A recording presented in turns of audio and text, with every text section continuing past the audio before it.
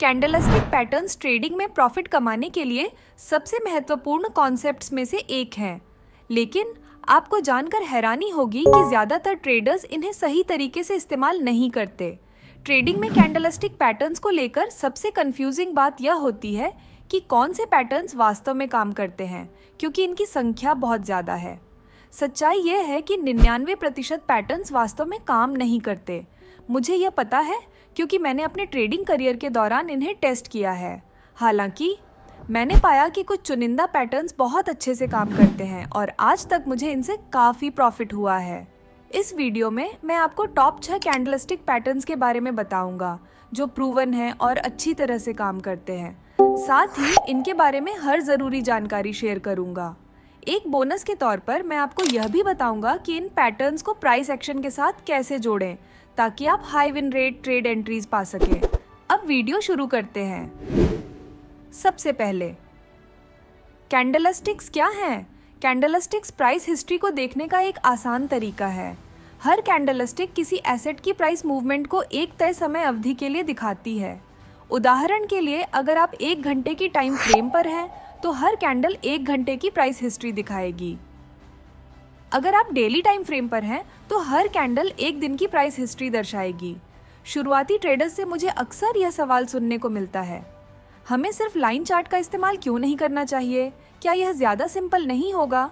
इसका जवाब है कि कैंडलस्टिक चार्ट्स हमें लाइन चार्ट्स के मुकाबले बाजार के बारे में काफ़ी ज़्यादा जानकारी देते हैं। आइए एक उदाहरण के साथ इसे समझते हैं। इस यूरो डॉलर पेयर को देखें। बाएं तरफ हमारे पास लाइन चार्ट है और दाईं तरफ कैंडलस्टिक चार्ट। जैसा कि आप देख सकते हैं, दोनों चार्ट्स का शेप लगभग एक जैसा है क्योंकि दोनों ही प्राइस मूवमेंट को दिखाते हैं।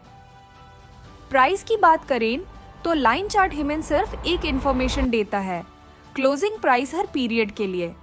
इसके कॉन्ट्रास्ट में कैंडलस्टिक चार्ट एक ही टाइम पीरियड के लिए 4 इंफॉर्मेशन प्रोवाइड करता है। पहला है ओपन, जो उस पीरियड का शुरुआती प्राइस होता है। दूसरा है हाई, जो उस पीरियड में पहुंचा गया सबसे ज़्यादा प्राइस दिखाता है। तीसरा है लो, जो सबसे कम प्राइस बताता है जो उस पीरियड के दौरान अचीव हुआ। और अंत में क्लोज, जो उस पीरियड का क्लोजिंग प्राइस होता है। अगर आप सिर्फ लाइन चार्ट का यूज़ करेंगे तो आपको सिर्फ क्लोजिंग प्राइस ही दिखाई देगा। इस बात को और क्लियरली समझने के लिए यहाँ एक कंपैरिजन है लाइन चार्ट और कैंडलस्टिक चार्ट का। जैसे आप देख सकते हैं, लाइन चार्ट सिर्फ क्लोजिंग प्राइस दिखाता है, जबकि कैंडलस्टिक चार्ट ज़्यादा डिटेल प्रोवाइड करता है, जैसे प्राइस का मूवमेंट एक पीरियड के दौरान कैसा रहा। अब सवाल ये उठता है कि ये एक्स्ट्रा इन्फॉर्मेशन इतनी इम्पॉर्टेंट क्यों है?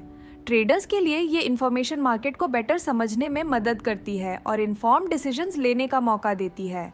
मान लीजिए प्राइस एक सपोर्ट लेवल को हिट करता है और वहाँ से बाउंस करता है। अगर हम सिर्फ लाइन चार्ट का यूज़ करते हैं तो हमें सिर्फ ये पता चलेगा कि प्राइस गिरा और फिर बाउंस कर गया।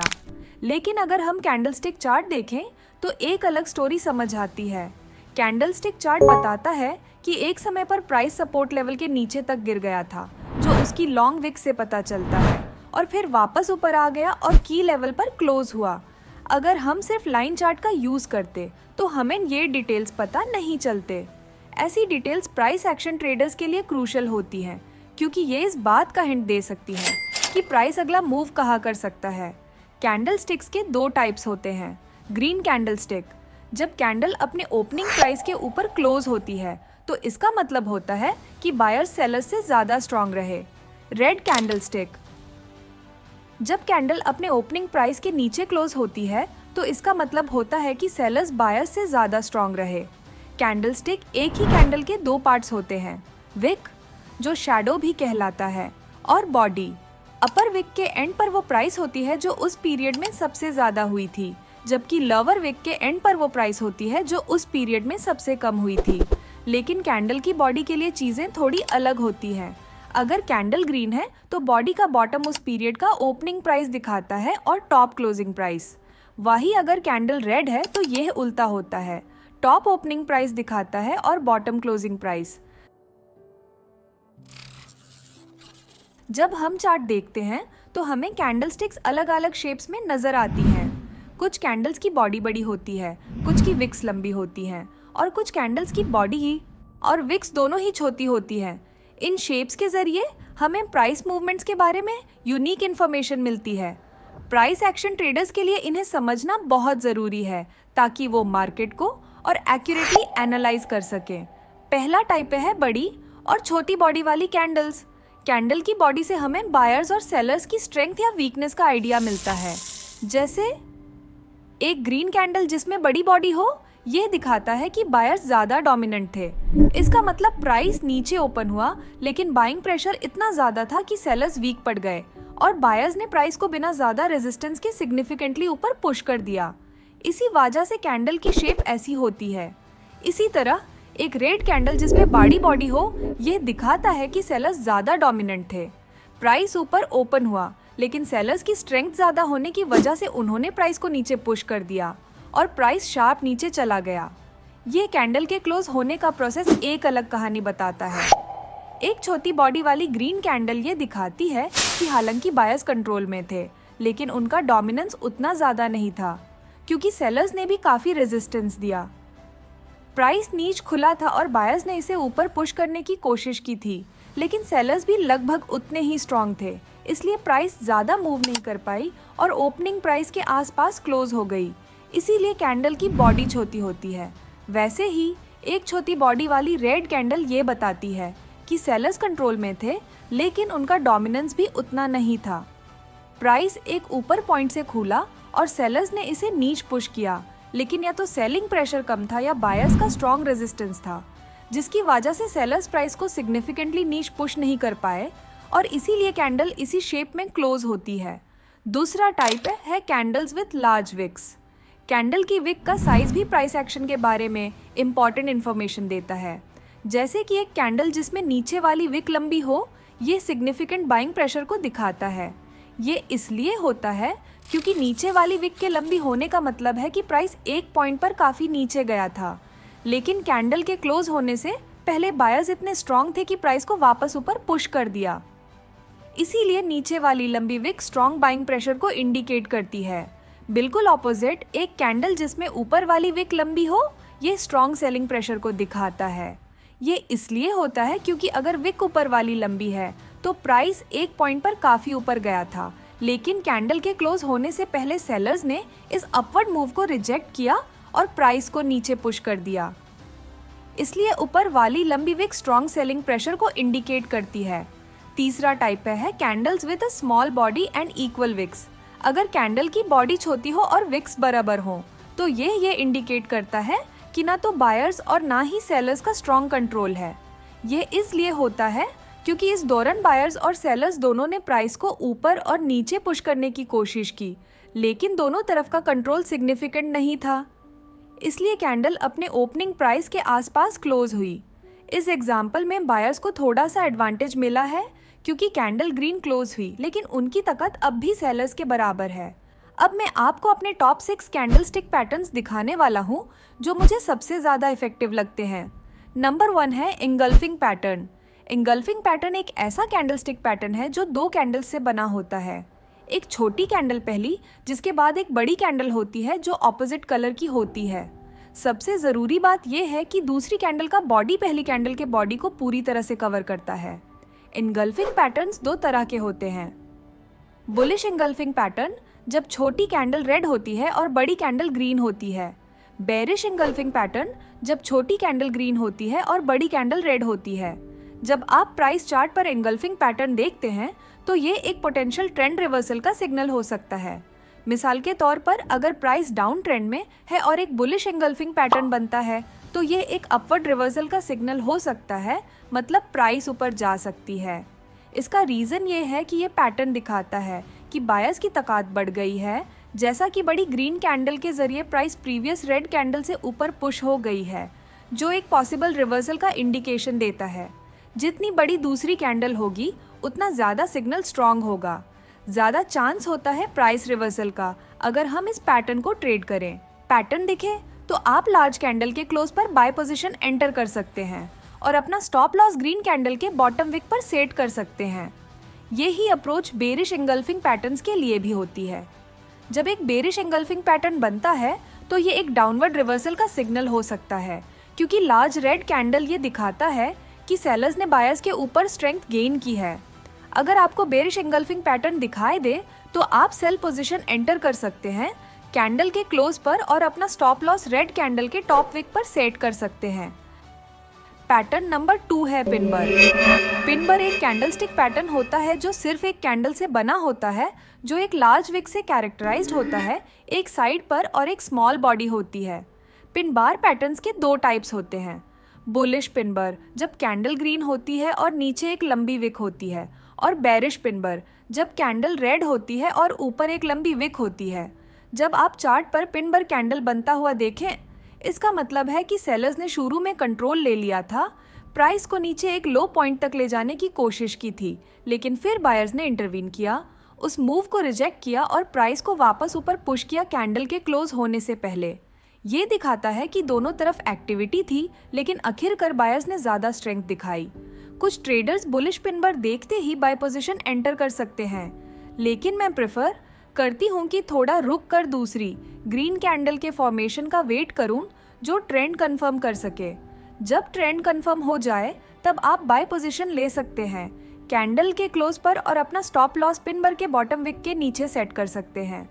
यही अप्रोच बेरिश पिन बार्स के लिए भी लागू होती है। अगर आपको इस पैटर्न को देखते हो, इसका मतलब है कि पहले बायर्स ने कंट्रोल लिया और प्राइस को ऊपर पुश किया, लेकिन सेलर्स ने आखिरी में इस मूव को रिजेक्ट किया और प्राइस को वापस नीचे कर दिया कैंडल के बैंड होने से पहले। आप एक्स्ट्रा कंफर्मेशन के लिए एक और रेड कैंडल का इंतजार कर सकते हो, फिर आप सेल अपॉर्चुनिटी देख सकते हो जिसमें स्टॉप लॉस को पिनबर के विक के ऊपर रखा जाएगा।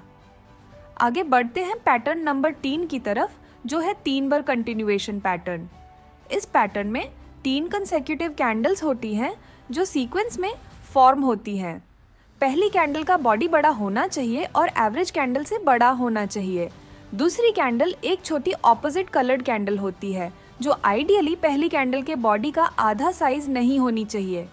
तीसरी कैंडल एक और बड़ी कैंडल होती है जो दूसरी कैंडल के क्लोज से ऊपर बैंड होती है। 3 बार कंटिन्यूएशन पैटर्न के 2 टाइप्स होते हैं। बुलिश पैटर्न जिसमें पहली और तीसरी कैंडल्स बड़ी ग्रीन कैंडल्स होती हैं और बीच में छोटी रेड कैंडल होती है। बेरिश पैटर्न जिसमें पहली और तीसरी कैंडल्स बड़ी रेड कैंडल्स होती हैं और बीच में छोटी ग्रीन कैंडल होती है। जब आपको ये टाइप का पैटर्न चार्ट पर दिखाई दे तो ये करंट ट्रेंड के कंटिन्यूएशन का सिग्नल हो सकता है। अगर प्राइस अप ट्रेंड में हो और बुलिश 3 बार कंटिन्यूएशन पैटर्न फॉर्म हो तो इसका मतलब हो सकता है कि प्राइस आगे भी ऊपर जाएगा। ये एक अच्छा अपॉर्चुनिटी हो सकती है लॉन्ग पोजीशन एंटर करने की अगर आपने इनिशियल अप ट्रेंड मिस किया हो। स्टॉप लॉस को दूसरी कैंडल के बॉटम विक पर रखा जा सकता है। बेरिश 3 बार कंटिन्यूएशन पैटर्न के लिए ऑपोजिट होता है। जब आप ये पैटर्न डाउन ट्रेंड में देखते हो तो इसका मतलब हो सकता है कि डाउन ट्रेंड कंटिन्यू करेगा। ऐसे में आप तीसरी कैंडल के क्लोज पर सेल पोजीशन एंटर कर सकते हो और स्टॉप लॉस को दूसरी कैंडल के टॉप विक पर रखे सकते हो। आगे बढ़ते हैं पैटर्न नंबर 4 की तरफ, जो है 3 बार रिवर्सल पैटर्न। इस पैटर्न में भी 3 कैंडल्स होती हैं। पहली कैंडल बड़ी होती है जो नियरली फुल बॉडी वाली होती है। दूसरी कैंडल छोटी होती है जो पहली कैंडल के रंग की होती है और छोटी बॉडी वाली होती है। तीसरी कैंडल एक बड़ी फुल बॉडीड कैंडल होती है जो पहली दोनों कैंडल्स के ऑपोजिट कलर की होती है। तीसरी कैंडल के बॉडी का साइज पैटर्न के सक्सेस रेट को अफेक्ट करता है। अगर तीसरी कैंडल का बॉडी पहली कैंडल के साइज के बराबर या उससे बड़ा हो तो ये हायर सक्सेस रेट का इंडिकेशन होता है और एक स्ट्रॉन्ग एंट्री सिग्नल माना जाता है। अगर तीसरी कैंडल पहली कैंडल से छोटी होती है तो इसका मतलब है कि सफलता का चांस कम है और इसे एक कमजोर एंट्री सिग्नल माना जाता है। 3 बार रिवर्सल पैटर्न्स के 2 प्रकार होते हैं। पहला है बुलिश 3 बार रिवर्सल जिसमें पहले 2 कैंडल्स रेड होती हैं और तीसरी ग्रीन होती है। दूसरा है बेयरिश 3 बार रिवर्सल जिसमें पहले 2 कैंडल्स ग्रीन होती हैं और तीसरी कैंडल रेड होती है। जैसा कि नाम से पता चलता है, जब भी आप इस प्रकार का पैटर्न चार्ट पर देखें तो ये मौजूदा ट्रेंड के पलटने का सिग्नल देता है।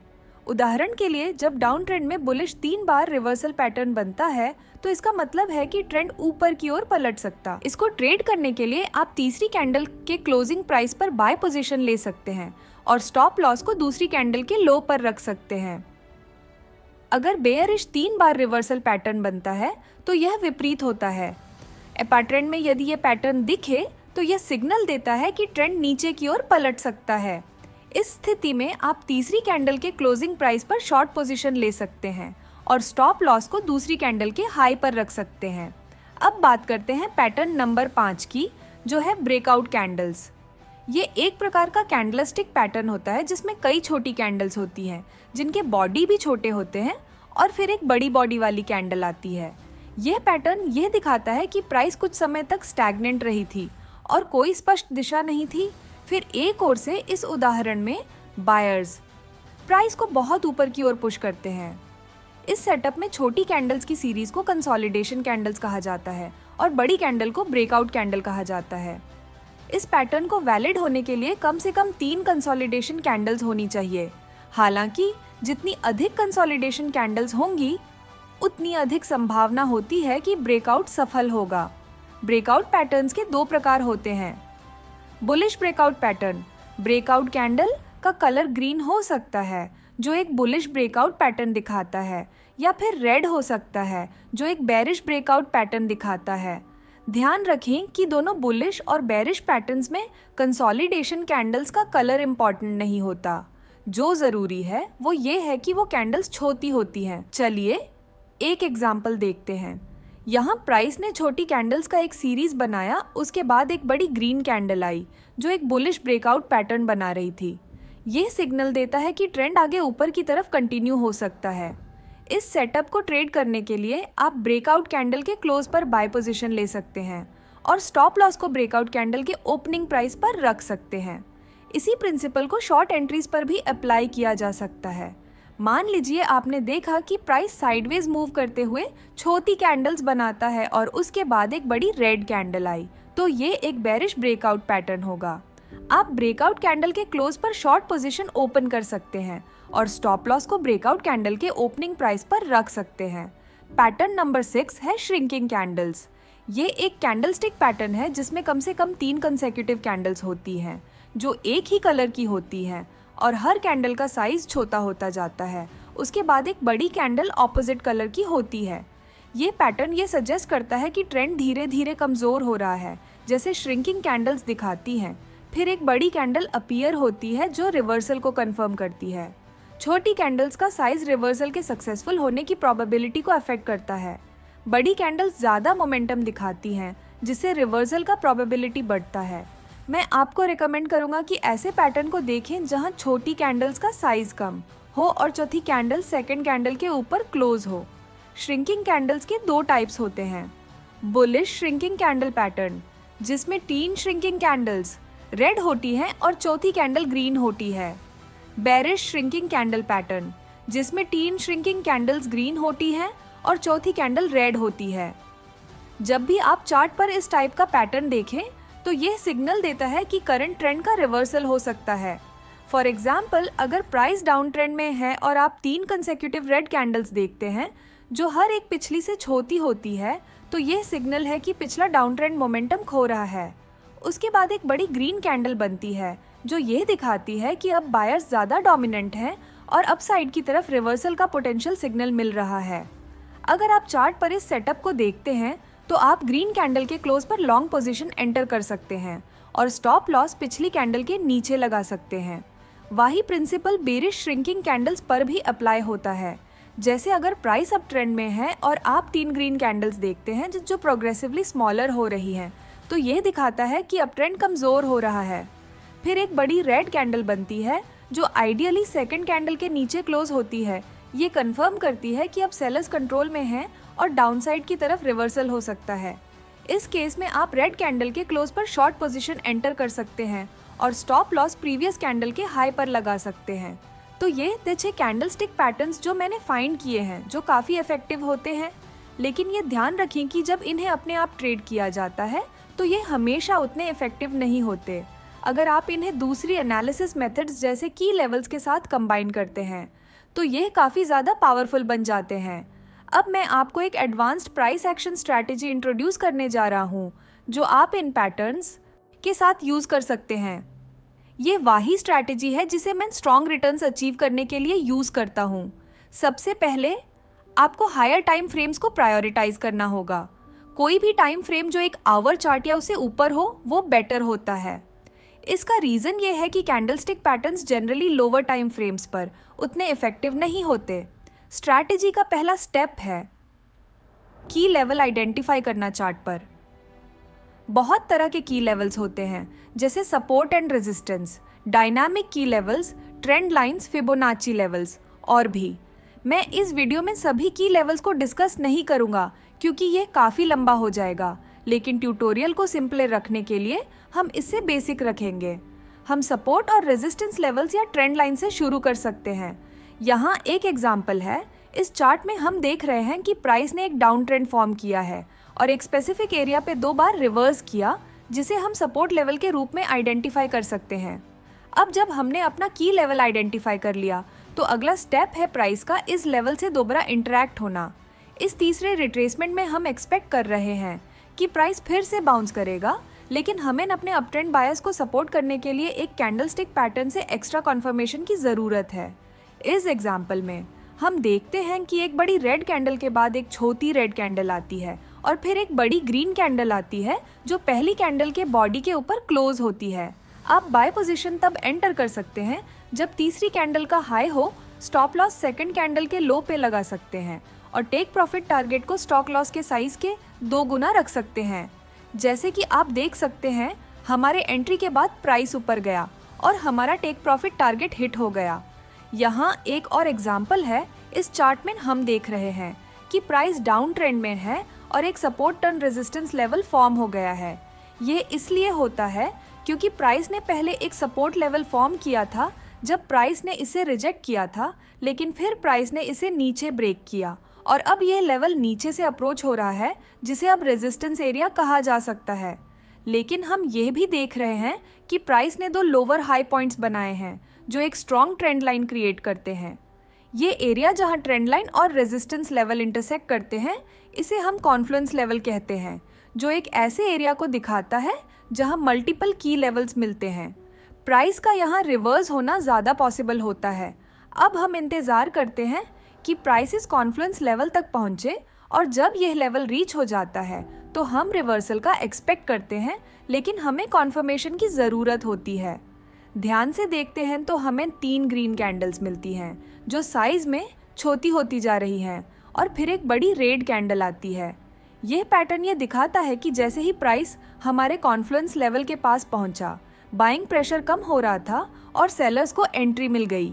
ये श्रिंकिंग कैंडल पैटर्न का कैरेक्टरिस्टिक है जो हमारे एक्सपेक्टेशन को स्ट्रेंथन करता है। ये इस बात का इंडिकेशन देता है कि प्राइस इस लेवल से नीचे रिवर्स हो सकती है। ये सेटअप शॉर्ट एंट्री के लिए अच्छा मौका देता है। आप अपना स्टॉप लॉस प्रीवियस कैंडल के हाई के ऊपर लगा सकते हैं और टेक प्रॉफिट को स्टॉप लॉस के साइज के 2 गुना पे सेट कर सकते हैं।